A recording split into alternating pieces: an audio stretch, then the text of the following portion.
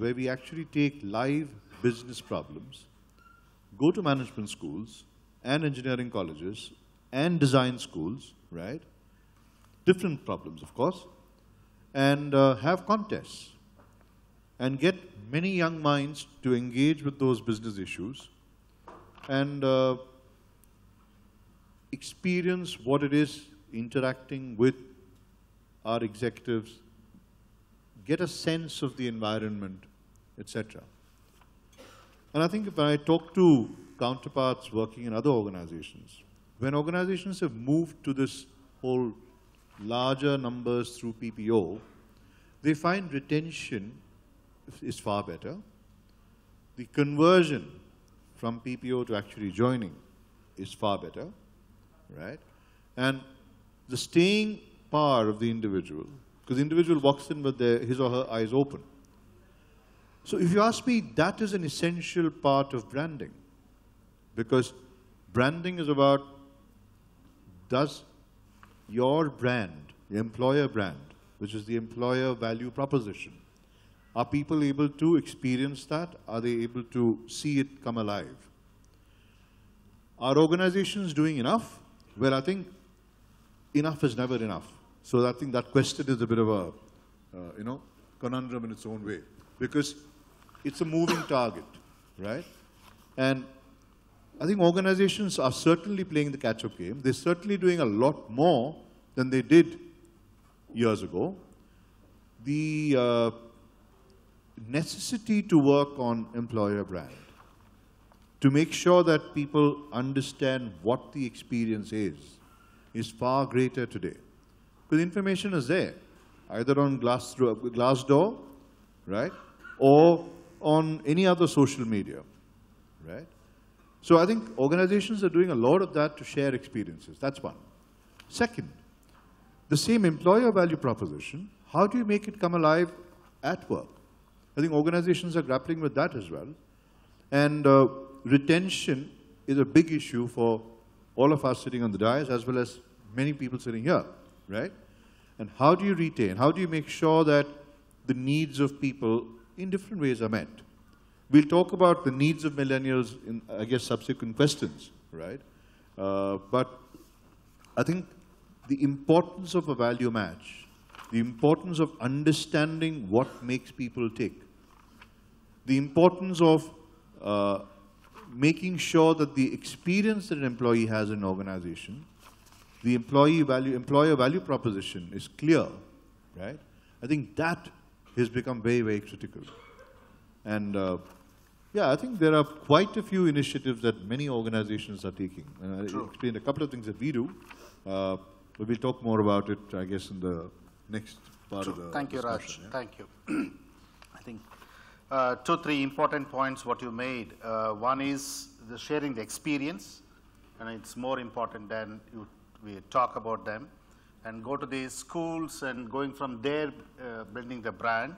And I like the way what you said, how do you bring the employer value proposition in their minds? Ladies and gentlemen, the next set of question, the second question is more to do with the development. Before we go to that question, and I've given some statistics on that, how the HR Association and the PwC are done. Before going to the second question, we'd like to utilize this another 5 minutes from the audience. If you have any question, please ask any one of them from the panel. More to do with the first question, talking about employer brand. We'll address each one of them as we take those questions from the panel. The first question is all about employer branding. Our company doing enough? And I think you heard from Raghavendra and Raj talking from their experience. Please, the question is open for you now. The floor is open. So we'll take 2 questions and for 5 minutes, and then we'll Please raise your hand as you have a question. Our representative will come to you.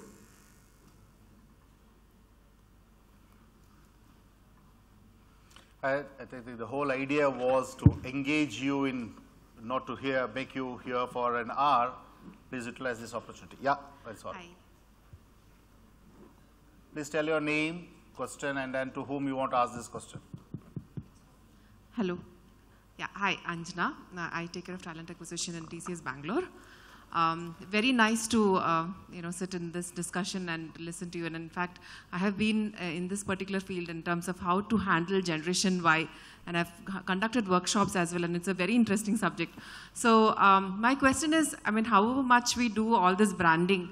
What are those influencers that you have felt that finally influences the candidate, prospective candidate to take a decision to join that particular company? Is it only all of the branding that the company does, or other influencers like their parents, peers? I mean, if you could just throw some light based on your experience, the question is open to the whole panel. Thank you. So, Yeah.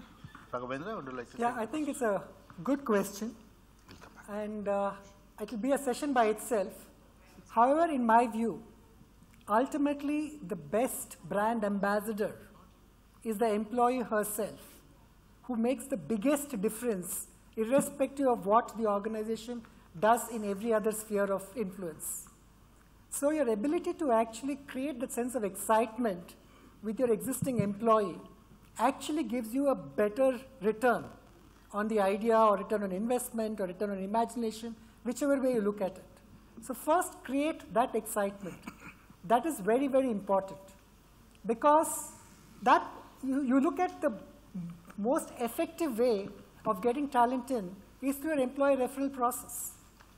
And to that extent, because there's someone who's actually experiencing the organization and talking about it with 10 or 12 more people who can, to the relevant set of folks, who will make the biggest difference. So create that excitement, the sense of wanting to be identified with the organization is my immediate response. 2, with your existing work focus, I'll focus a lot more internally because that's worked for me, and that has helped me a lot. Look at what's in it for me from an employee context, and then build on his or her aspirations. I always admire the tagline of what Tata's did is that we also make steel. And similarly, when I relate to my own work experience, 2 things: a person ultimately comes to work for you is to build his or her career. So are we doing enough there in that space, while the environment is also built for him or her to have fun and advance his or her learning? 3, I heard Dr. Balaji speak, and also Raj talking about, in terms of, there also, while people, I say that their attention span is less, but they also have a sense of purpose.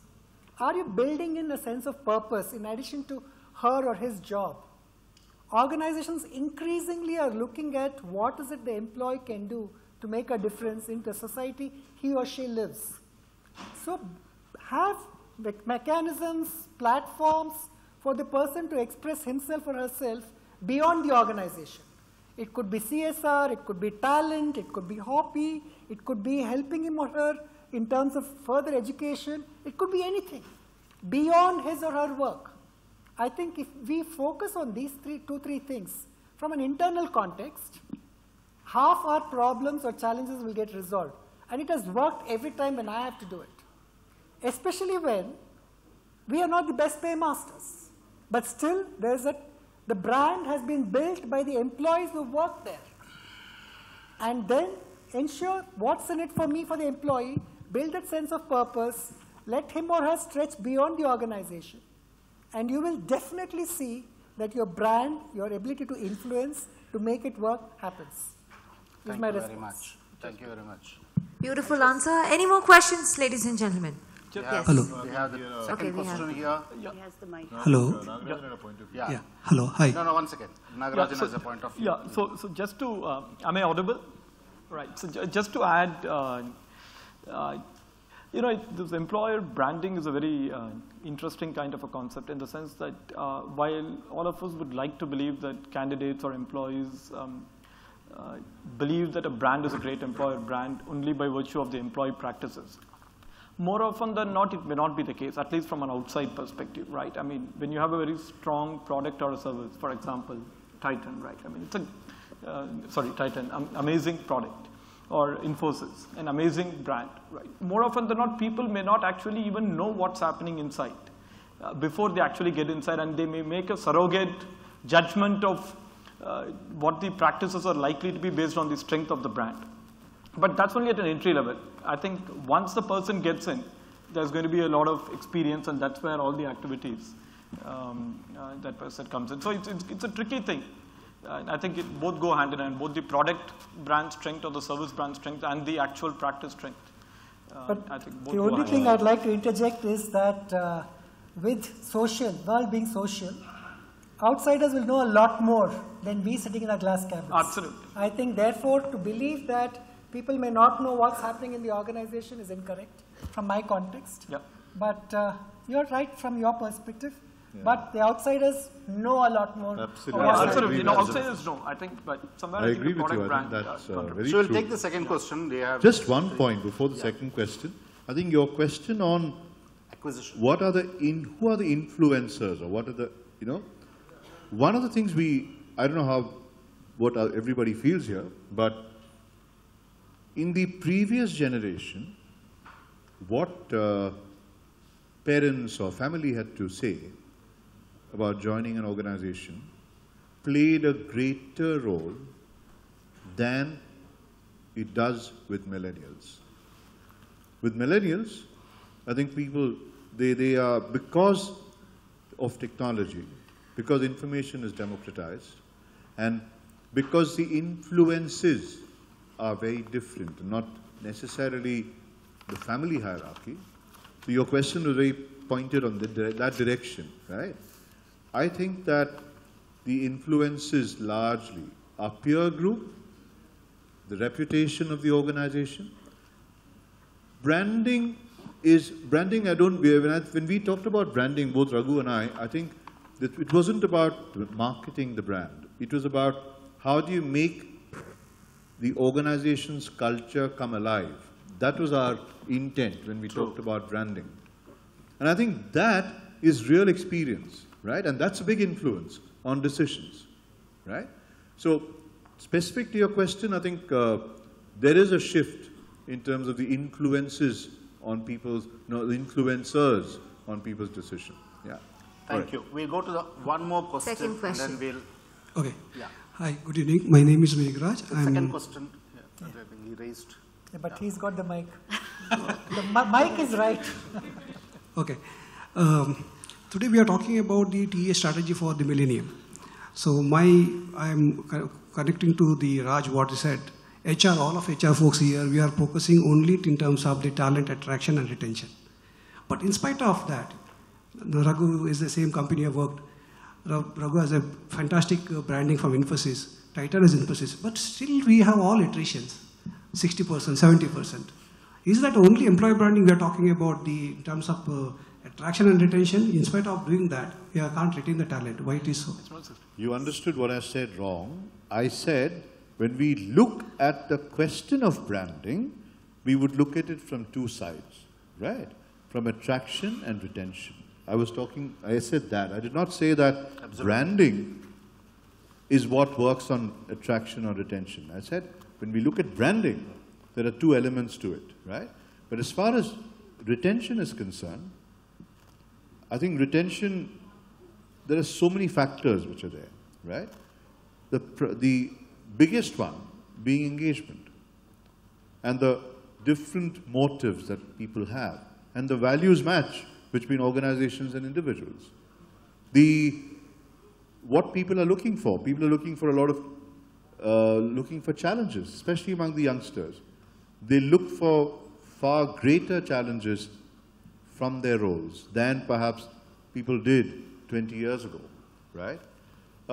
If they don't find that the environment gives them the challenge that they're looking for, or the opportunities to learn and develop, they will move on. Now, attrition varies. I mean, there are organizations which have single-digit attrition. There are some organizations or industries which have much larger attrition. But I think the sense of purpose that Raghu talked about, right? A lot of people are looking for that sense of purpose and aligning with a certain purpose. I think all of that plays a big role in retention. Yeah. Thank you. I think it's important for us to move to the second question. We have three important questions to talk about. A piece Dr. of Balaji, sorry to interrupt you. In case all of you, any of you will have any questions, please raise your hand. Our Shine representative will come to you and note down your questions, and all of them will be answered by our panelists in the end. Okay? Thank you. Actually interrupted the data which was coming. Thank you. One of the important data I think the second question has is 64% of the people felt that the companies are not enough focusing on the development of the people, and more importantly 77% of them said that the companies are not investing on the leadership skills of the people. So here is the second question, ladies and gentlemen, for Nagarajan to take the first one. Are efforts being made to communicate and track career progression and development of millennials? Nagarajan? Yeah. Thanks, Balaji. So the way I look at this question is I think I firmly believe that it's an offshoot of the branding conversation that we had, because essentially what we are saying is the reason why we are even discussing this topic is that if there are going to be adequate kind of developmental practices within an organization, and if there is a perception among the external group, then it's going to be more easy not just to attract, but also to sustain the attraction, which is the retention piece that we just spoke about. Before I answer this question, and I don't know whether I can answer this question as to whether all organizations are doing it to any degree of accuracy, but I'll try and provide a framework which I was thinking through as I was driving to this venue.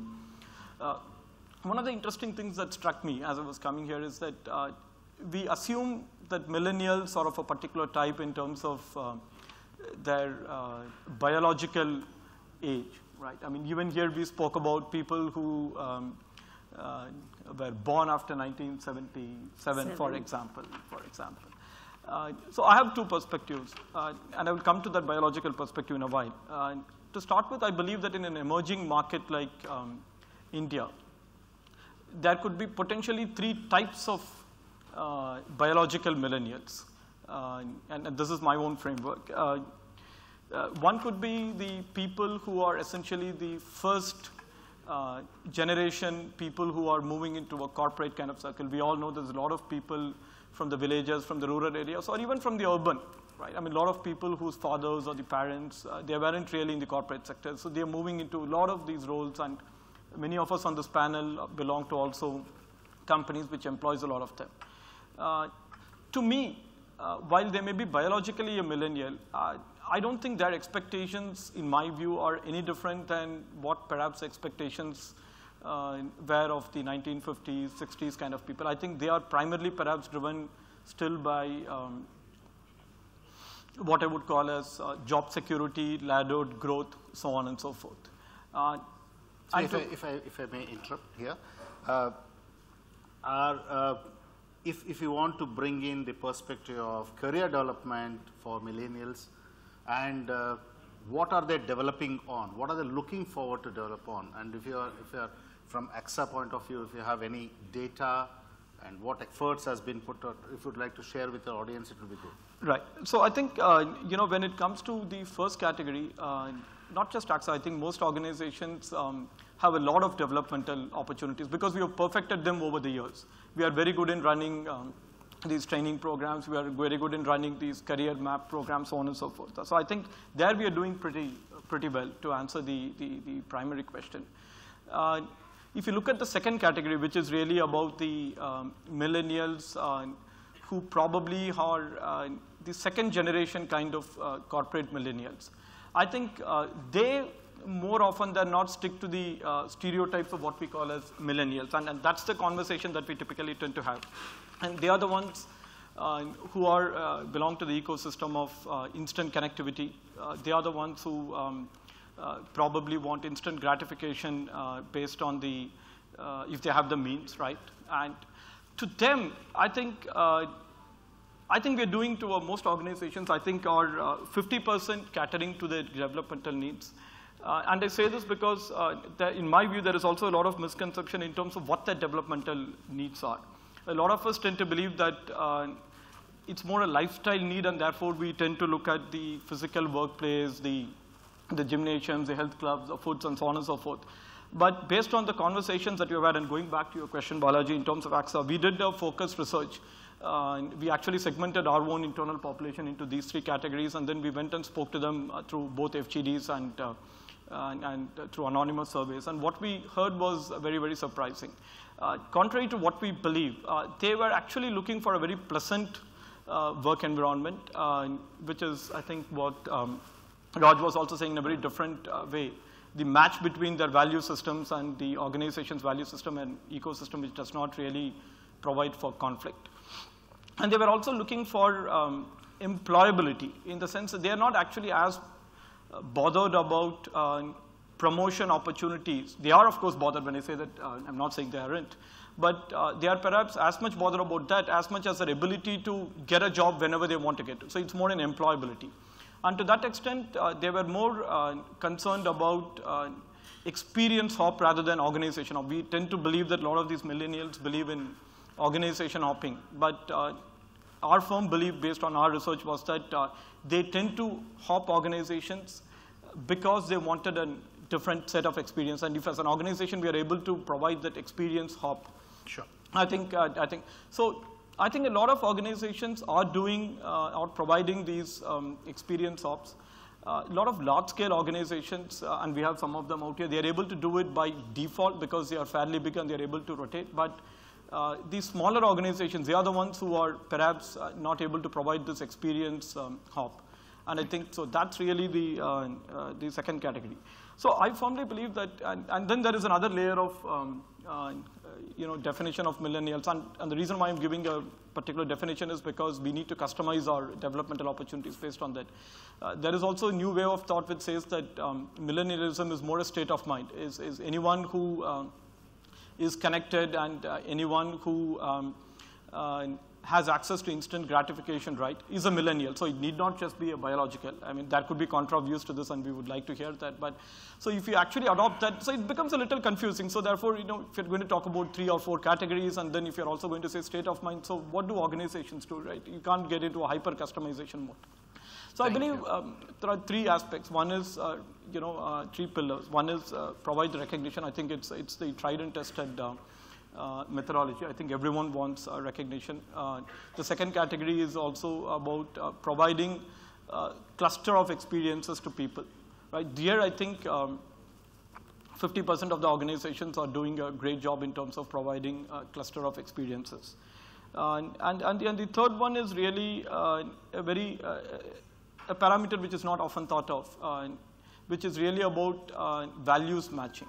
Right? And millennials today want to ensure that they are able to work in an environment where their natural style matches with those of the organization. We are not saying that they are not adaptable, but they choose not to adapt many times because they have lots of choices today. So I think there we don't have too many organizations, I believe, who are looking at this values match.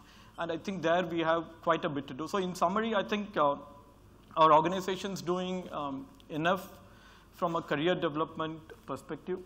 I think, the jury is still out. I think it's about 50%, and part of it is also driven by organizations' own understanding of who the millennial is and what they want.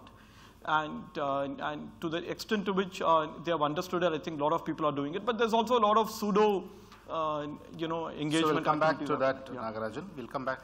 One of the experience, I think also 10 seconds experience, is that when we're doing the coaching with one of those millennials, they said that, can you place us, when you draw a career graph, lattice chart, can you place us 5 levels higher? Tell me what I have to do, what I have to learn in next 2-3 years, what to actually play at a 5-level higher work.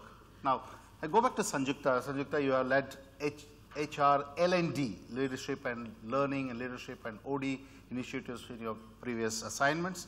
And I think this question is very apt for you. Would you like to specifically touch upon the career progression, what millennials are expecting, and also given this word called development, it's a very loosely used word everywhere, the development. What is the developmental word for them?